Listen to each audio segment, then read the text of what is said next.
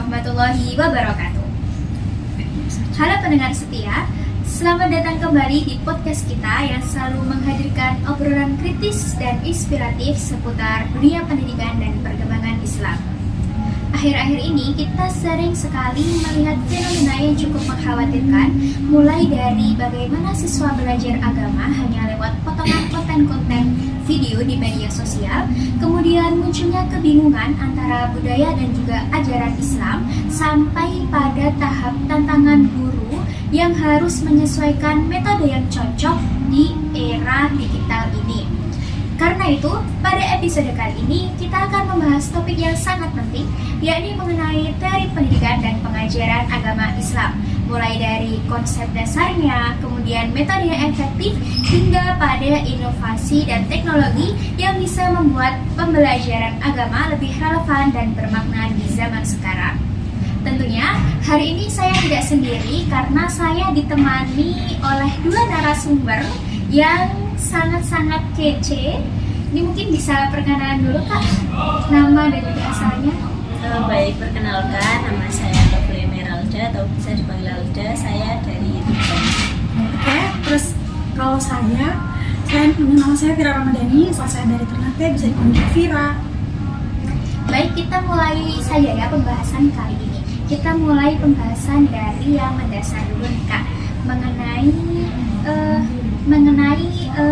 pendidikan dan juga pengajaran dalam PAI, karena keduanya ini kan seringkali disamakan oleh sebagian orang, padahal makna keduanya ini tentu berbeda ya Kak. Mungkin bagaimana pandangan Kak mengenai hal ini? Untuk pendidikan PAI sendiri itu adalah proses penyampaian secara keseluruhan untuk membentuk kepribadian peserta didik, mulai dari akhlak, akidah hingga cara berpikir. Sedangkan pengajaran sendiri itu proses penyampaian materi, teknik, strategi, dan juga pendekatannya.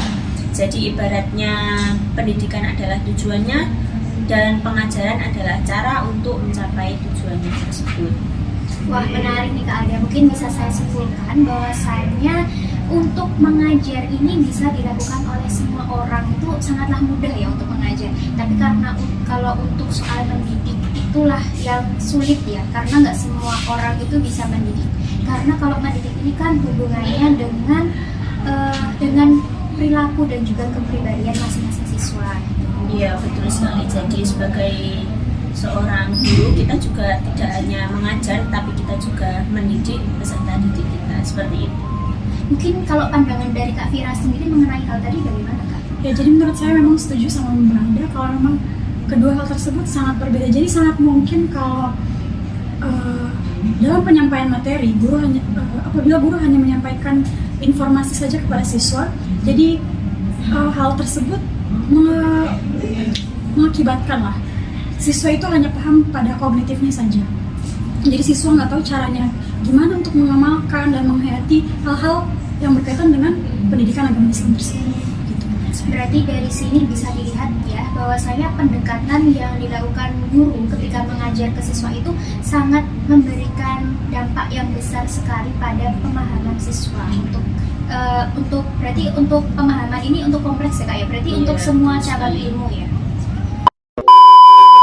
Kalau bicara mengenai pendekatan, pastinya kita kan balik lagi ya Kak ke fondasi awal mengenai teori belajar, di mana kita itu mengenal ada 3 teori, yakni ada teori behavioristik, kemudian ada konstruktivistik, dan yang terakhir ada humanistik. Mungkin kita mulai dari yang behavioristik dulu ya Kak. Mungkin menurut Kak Alda nih, gambaran Kak Alda mengenai teori behavioristik itu bagaimana sih Kak? Menurut pandangan saya, untuk teori behavioristik ini sangat cocok digunakan untuk membentuk kebiasaan siswa seperti menghafal dan juga disiplin ibadah. Tetapi sebagai calon guru, kita tidak hanya bisa mengandalkan satu teori, yakni behavioristik. Karena jika kita hanya mengandalkan teori behavioristik, maka siswa itu hanya cukup untuk memahami materi saja, hanya belajar secara mekanik, tetapi siswa tidak mempunyai pemaknaan yang mendalam terhadap materi tersebut, seperti itu. Wah, ini seperti halnya yang sering saya lihat ya Kak di lapangan, bahwasanya banyak sekali anak-anak itu yang mudah menghafal, entah itu menghafal materi ataupun hadis dan sebagainya itu sangat-sangat mudah. Bahkan ada yang 15 menit ataupun kurang dari itu. Tetapi saya hanya menemukan segelintir orang saja yang dia itu hafal tetapi juga paham akan makna apa yang dihafalkan, seperti itu ya Kak. Iya, betul sekali. Mungkin kalau menurut Kak Vira sendiri, menurut Kakak kalau konstruktivistik itu bagaimana sih Kak gambarnya? Kalau konstruktivistik ini guru lebih ke memberikan ruang pemahaman untuk siswa bisa belajar dari pengalamannya gitu. Jadi siswa ini dari pemahaman akan pengalaman dia sendiri, dia bisa memaknai sebuah hikmah begitu. Jadi dari hikmah tersebut akan terbentuknya sebuah ruang untuk refleksi tentang materi-materi yang didapatkan dari pendidikan agama Islam. Keren sekali ya untuk konstruktivistik ini. Baik, untuk yang terakhir nih, ini pendekatan yang seringkali disangkut pautkan dengan nilai-nilai kemanusiaan katanya gitu. Iya, ini tentang teori humanistik. Menurut Kakak ini bagaimana teori humanistik? Untuk teori humanistik sendiri ini adalah teori yang memperhatikan aspek emosional dan juga spiritual peserta didik. Dengan teori ini, peserta didik itu akan berkembang secara utuh, baik cerdas secara emosional dan juga motivasi. Jadi saya rasa ketiga teori tersebut dari teori behavioristik, konstruktivitis dan juga humanistik itu sangat penting untuk pengajaran peserta didik, seperti itu. Berarti nih teman-teman, dapat kita simpulkan bahwasanya ketiga teori ini itu konsepnya itu saling melengkapi satu sama lain, dan kita tuh nggak bisa kalau mau pakai salah satu teori saja dengan meninggalkan ketiganya. Jadi kita harus pintar-pintar untuk mengkolaborasikan ketiga teori ini. Kalau teori tadi sudah kita bahas, sekarang kita pindah ke praktiknya nih. Di lapangan kan banyak sekali ya teori-teori pengajaran agama Islam. Saya nggak bisa sebutkan satu-satu karena sangat banyak sekali ya teori-teorinya itu. Mungkin menurut Kakak sendiri, teori mana sih Kak yang paling relevan untuk kita terapkan di pembelajaran, di pengajaran agama Islam sendiri? Kalau menurut saya sebenarnya tadi disebutkan bahwasannya metode-metode tadi sangat banyak ya. Tapi diantaranya yang paling cocok sepertinya adalah problem solving. Menurut kami sebagai calon guru, problem solving ini sangat pas untuk dipraktekkan langsung kepada siswa karena ini langsung persoalannya menghadapi kehidupan nyata gitu. Contohnya siswa dihadapkan untuk beretika dalam media sosial, tetapi ajaran-ajaran ini dipenuhi, dilengkapi dengan bagaimana mereka beretika di media sosial sesuai dengan prinsip Islam, begitu. Berarti saya setuju sih sama pendapat Kakak, karena dalam teori apa tadi Kak? Metode problem solving ini siswa itu nggak cuma dituntut untuk paham teorinya saja ya, tapi lebih ke praktiknya juga. Kadang kan kalau kita membahas tentang teori-teori itu kan pasti cuma kita paham terus kemudian nggak dipraktikkan kan lupa. Tapi kalau teori problem solving ini kan pastinya menuntut kita untuk bisa paham teorinya dan juga untuk bisa paham cara penyelesaiannya sekitar sehari-harinya itu bagaimana. Jadi peserta didik tidak hanya bisa memahami, tapi juga bisa memecahkan suatu masalah sehingga bisa melatih peserta didik untuk berpikir lebih kritis lagi. Nah, itu sih Kak yang perlu untuk diasah di zaman sekarang ini, itu untuk berpikir kritis, karena nggak semua kan kita menerima informasi itu kan mentah-mentah, karena kita kan kalau mau menerima informasi kan harus kita saring dulu ini informasinya benar apa enggak, kemudian sesuai apa enggak, dan seterusnya seperti itu ya Kak ya.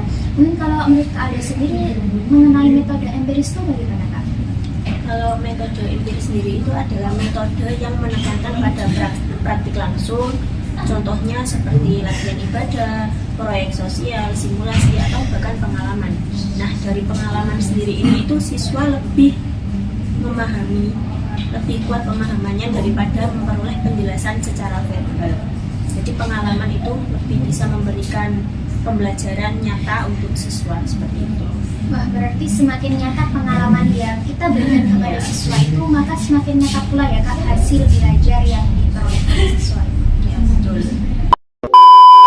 Baik Kak, sekarang kan kita hidup di era yang serba digitalisasi. globalisasi, di mana penggunaan teknologi itu sangat sekali melekat pada dunia pendidikan. Salah satunya pada pendidikan agama Islam sendiri. Mungkin menurut Kak Fira, Kak, bagaimana sih pengaruh dari perkembangan teknologi ini terhadap pendidikan agama Islam sendiri?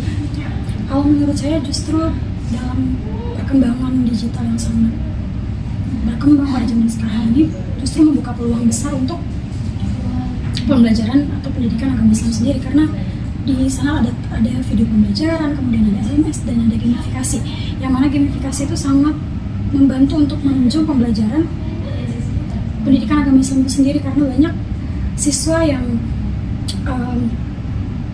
notabene-nya terlalu menjadi bosan gitu dengan materi-materi yang disampaikan oleh guru. Jadi melalui gamifikasi yang ada bisa sangat menunjang untuk pembelajaran pendidikan agama Islam itu sendiri. Baik, kalau saya nangkep nih dari apa yang telah disampaikan oleh Kak Fira ini kan lebih mengarah kepada kelebihan dari penggunaan teknologi itu sendiri, Kak. Mungkin dalam proses penggunaannya kan pasti nggak semuanya itu kan berjalan mulus ya. Pasti ada tantangan-tantangan. Mungkin Kak Alde bisa disampaikan apa aja sih, Kak, tantangan yang ada ketika kita menerapkan teknologi ini dalam pembelajaran PAI ini.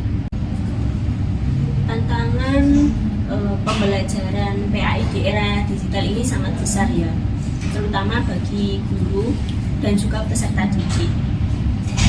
Melihat dari literasi guru dan peserta didik yang sangat beragam, infrastruktur yang masih belum merata, dan juga distraksi yang sangat besar, tantangan bagi guru bisa dari kurangnya pelatihan teknologi, keterbatasan akses terhadap sumber daya digital, dan juga resistensi perubahan metode pengajaran tradisional itu sendiri. Sedangkan tantangan dari peserta didiknya itu bisa aja peserta didiknya itu lebih mengandalkan teknologi tanpa berpikir kritis, berpikir mandiri, dan dia menggantungkan semua itu pada teknologi. Nah, jadi adanya teknologi di sini itu bisa menjadi ujian bagi kita sebagai calon peserta didik maupun kita sebagai calon guru, dan ujian bagi peserta didik. Jadi tidak hanya sebagai alat untuk memudahkan, tetapi ada ujian juga di sana, seperti itu. Baik, berarti semuanya itu ada plus minusnya ya, Iya, Kak, betul tergantung sekali. kita sendiri yang memanfaatkannya dengan bijak ya, seperti itu. Baik teman-teman, kita sudah di akhir sesi pada podcast kali ini. Wah, saya nggak menyangka ternyata obrolan kita bisa semenarik dan semengalir itu ya teman-teman, bahwa seperti itu. Jadi dari podcast ini kita bisa belajar bahwasanya pendidikan agama itu bukan hanya sekadar proses atau ajang mentransfer ilmu semata, tetapi juga kita mendidik, yakni membentuk pribadi manusia. Jadi dari segi moral dan juga spiritualnya. Baik, saya ucapkan terima kasih banyak kepada dua narasumber yang sangat-sangat inspiratif dan keren ini. Terima kasih juga karena telah meluangkan waktunya dalam podcast kali ini. Baik, saya Kurnia Auliasa Fitri, pamit undur diri. Sampai jumpa di acara podcast berikutnya. Assalamualaikum warahmatullahi wabarakatuh.